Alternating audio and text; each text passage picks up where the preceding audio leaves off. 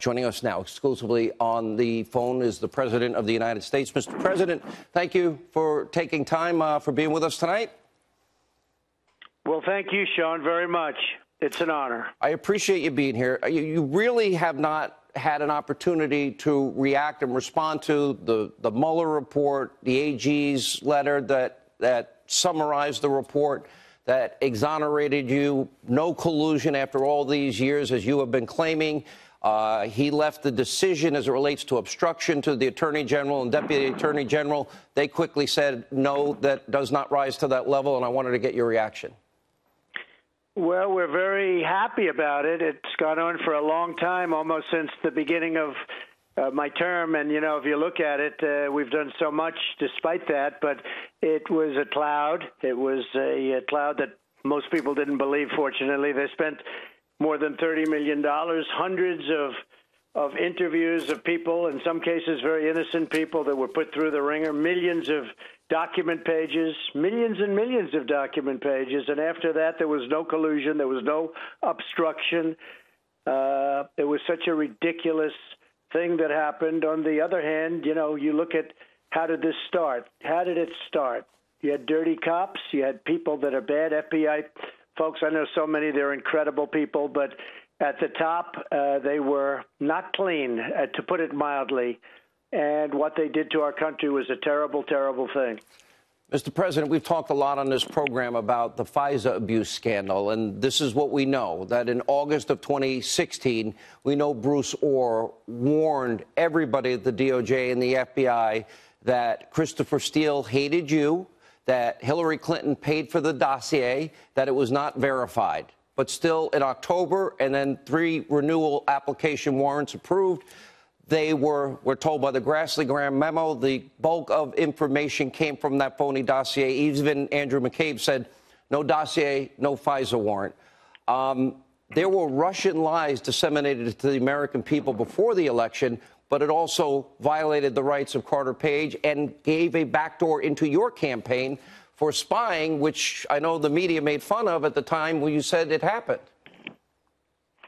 Well, when I said there could be somebody spying on my campaign, a lot of things happened. It was like it went wild out there. They couldn't believe that I could say such a thing. And as it turned out, that was small potatoes compared to what went on. When you look at what happened and when it happened and the money that was spent, the millions and millions on the phony dossier, and then they used the dossier to start things, and there was no truth whatsoever. It was a fraud and paid for by Hillary Clinton and paid for by the Democrats and the DNC. It's hard to believe. If you wrote this as a novel, nobody would buy it. It would be a failure because it would be too unbelievable. Nobody would believe it's possible, the things that went on. And we're getting to the bottom of it, and it's got to be. I mean, you can never allow this to happen to another president. This can never, ever happen to a president again, Sean. That was a disgrace and an embarrassment to our country that they were allowed to get away with this. And hopefully they won't get away with it. Do you now feel vindicated? Was there anything that the Attorney General's report, and I know you've called for, obviously, the whole Mueller memo to be released. Did anything surprise you? And what about the people that were collateral damage in all of this? Well, people were hurt so badly, so badly. Their lives have been ruined, and over something that should have never taken place, an investigation that should have never happened. There was no crime. As you know, you're only allowed to do this legally if there's a crime. There was no crime. They've all admitted it. Comey, who's a terrible guy, Comey and McCabe, and Strzok and Page, the lover, Page, and all of these people, they've admitted in testimony that there was no crime. So they started an investigation based on no crime. I will say this, our new Attorney General, Bill Barr, is a great gentleman, and I've heard about him for years. He's a great man. Had he been there initially, this all would not have happened, because what's gone on there is just a disgrace to our country. Mr. President. But a lot of innocent people were hurt very badly, and it's very, very sad, actually. For this to never happen again, what do you think the path is to getting to that point? In other words, the checks and balances that you believe need to be put in place so that a FISA court is, in this case, is not told Hillary paid for Russian lies. Its own author doesn't stand by it, but yet it was used to obtain 4 FISA warrants that gave a backdoor to your campaign. What do you think needs to happen to prevent this from ever happening again? What checks and balances and what should be pursued or not pursued, in your opinion? Well, I'm going to leave that to our new Attorney General, who's been so incredible, actually, and that's based on a lot of people saying this is a very, very special person, and that's what you need in that position. That's a very important position. You need so many different, you need genius, you need rationality, you need so many different levels of good. And I'm also going to leave it to Lindsey Graham. He's head of Judiciary and Senate, and a very, very good guy and a very smart guy. And, you know, I'm just going to let them do whatever they want to do. And I would imagine they don't like what they see, to put it mildly, but you'd have to ask them. I think it's much more appropriate. I purposely didn't want to involve myself in this whole thing. I wanted to let other people do it, and I wish it didn't take so long. You know, we're talking about really longer than, if you think about it, longer than Mueller. It was many months before that Strzok and Page were talking about the insurance policy, right? An insurance policy, just in case Hillary Clinton lost. They wanted an insurance policy against me. And what we were playing out until just recently was the insurance policy. They wanted to do a subversion. It was treason. It was really treason. If the Republican Party had done this to the Democrats, if we had done this to President Obama, you'd have 100 people in jail right now, and it would be treason. It would be considered treason, and they'd be in jail for the rest of their lives. But it worked out the other way, and you know, it's just really a horrible situation and an incredible outcome, or certainly very close to an outcome. And we'll have to see how it all started. But I'm going to leave that to other people, including the Attorney General and others, to make that determination. But it's very, very important for our country to know, because in 50 years from now, in 100 years from now, if somebody tries the same thing, they have to know that the penalty will be very, very great if and when they get caught. Before I get to the media question, would you consider, sir, a pardon? Look at General Flynn, for example, or, you know, Papadopoulos, who's had to spend 12 days in jail. Is that something that you would consider at some point? Well, as I told you, many, many people were hurt, incredibly hurt by this whole scam. It's just a scam, but it's much worse than that. It's at the highest level, and the importance is so what it meant to our country. It's a very, very dark period, and I think maybe we're shedding a lot of light. We're gonna come into a bright, beautiful, sunny day. But when you mention General Flynn, he was a man who had a incredible record in the military. You see what happened to him. The FBI said he wasn't lying, as I understand it, and the Mueller group said he was lying, and you know what he's gone through, and what so many others have gone through. I could name names that would just go on for your entire show. It's a very, very sad thing. I don't want to talk about pardons now, but I can say it's so sad on so many levels. Let me ask you. I believe you probably have forever branded fake news, and I'm not sure if some of these companies will ever recover. You know, I talked earlier in my monologue about, well, I don't really recall them ever talking about record accomplishments, record low unemployment, African Americans, Hispanic Americans, Asian Americans, women in the workplace, youth unemployment. I mean, some really amazing numbers. But I see every second, minute, hour of every day there are attacks. I'm just going to play you a small snippet. I'm only picking one network, in this case, CNN.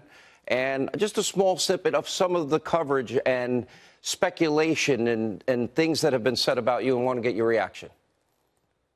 Russian operatives claim to have compromising personal and financial information about Mr. Trump. We are looking at the possibility that the President of the United States and those around him during an election campaign colluded with a hostile foreign power to undermine the basis of our democracy. This is evidence of willingness to commit collusion. It does look like collusion. It does look like he's listening to Putin more than he is American intelligence. So this picture that the president is so desperate to avoid, this picture of collusion, begins to fill in. The president sees the walls closing in and is lashing out. He's desperate. He's obviously flailing around because he feels the walls closing in. Mr. President, I could play an hour's worth of coverage of that for 2 years it's gone on. What is your answer? What is your reaction to the media? I know you've been very critical. Fake news. Well, as many people have said, and fortunately we've had some incredible people that really were fair. And, you know, when you mention Rush or Mark Levin or Steve Doocy and Ainsley in the morning and Brian and Laura, Jesse, Janine, I hope Janine's back soon. She's back Saturday. So many people. I mean, I don't want to keep going because I'm going to leave out so many, but I could again go so long. But so many great people have been, you know, they get it. Nobody has been tougher, nobody on Russia than me. And everybody said, my enemies say that when they're reasonable enemies, when they're fair. You look at the pipeline exposing that going into Germany. You look at oil with a number one. I mean, it's what we've done with energy and oil and gas, and that's all competition for Russia. You look at the Ukraine. You look at so many different levels. You look at our military. Look at the fact that we would have been powered by wind, which wouldn't have worked, by the way, because it only blows sometimes and lots of problems come about. But we are stronger now as a country than we've ever been. We're doing better financially than we've ever done. Our markets are hitting records all the time. I have many, many records of the highest stock market. People's 401ks are doing better than they've ever done by far. It's up almost 50% from the time I'm elected president, and other countries are way down. You look at China as an example. We're negotiating a deal with China. We're going to make a very good deal with China. China is way down. We're way up. But nobody has been tougher to Russia or on Russia than Donald Trump, President Trump. Nobody even close. And yet, with all of that, we want to have a great relationship with Russia. We want to have a great relationship with China. All of these things are smart to do. We'll do great with it. But nobody has been tougher. And when I watched all of this nonsense, it was fake news, just terrible fake news. The good news is based on polls and based on other things, based on where we stand now with the public, Sean, the people never bought it. They get what's happening. Our country's doing fantastically well. More regulations cut than any other president, and that's only in 2 years. Nobody's come even close. The big tax cuts, so many things we're going to do. Incredible health care that the Democrats, frankly, wouldn't even know how to do. We're going to become the party of health care, the party of really good health care. We've done so much, and we have so much planned. So when I had to listen to CNN, which is so fake, so horribly fake, and I would just I wouldn't listen often. Believe me, I wouldn't want to listen often. But whenever I did or whenever I saw it, I've never seen anything like they. And MSNBC, the same thing. The good news is I heard their ratings last night. Both of them they dropped off the folder. Yeah. They dropped to a level that nobody could believe because now that they see the Mueller report, where you look at their finding. I mean, the finding was very, very strong. No collusion, no obstruction, no Russia, no nothing. And it's great. And I noticed your record, you had virtually record ratings last night. So that's because you have credibility. So I want to thank Fox. I want to thank some of those people I just named, but also many others. They've been so fantastic to me and really to our country. And I really do. They're really amazing people, great people. And it wasn't so easy for them. Mr. President, you know, one thing I do point out often, and I honestly don't see it elsewhere in the media, you did keep your promise on your tax cuts. You did set records ending bureaucratic regulation, judges, energy independence, trade deals, being tough on Iran. Jerusalem is now the capital, all those things.